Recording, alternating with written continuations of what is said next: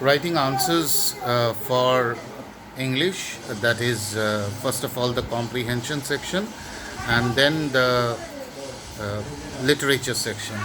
Please remember that in any particular section, the marking is divided into two parts: A, content, and B, expression. Content is the subject matter that you're using, and expression is the way you are using, the language that you're using, the vocabulary that you're using, grammar, construction of sentences, order of the sentences, sequence of your thoughts, everything come into play. The things that you need to remember while you are using your thought process to write the answers. Number one is that content. You have to be to the point. You have to write whatever is asked. Do not write whatever is not asked. In that way, the examiners will write it down that out of the context and you will not get marks. I can tell you this with authority because I have been an examiner for years and so I know it very well. Number two, you have to try to write with a better handwriting if possible, because it's psychology which works. Your handwriting is better. As an evaluator, I see that your handwriting is better and my mood is better. Yeah, if I see that it's horrible handwriting, my mood is not good. Yeah, I have been told, and the rule is that I cannot cut down marks for bad handwriting. But then it's all about psychology. The next thing that comes into play is that do not try to write which is not asked. Secondly, expression.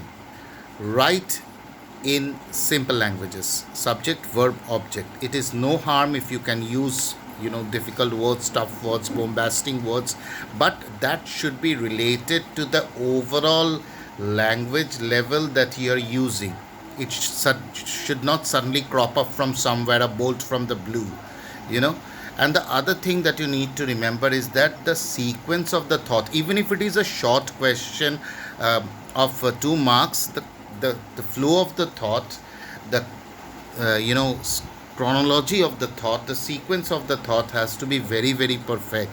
So you need to introduce, you need to develop, and you need to conclude. That is the most important thing.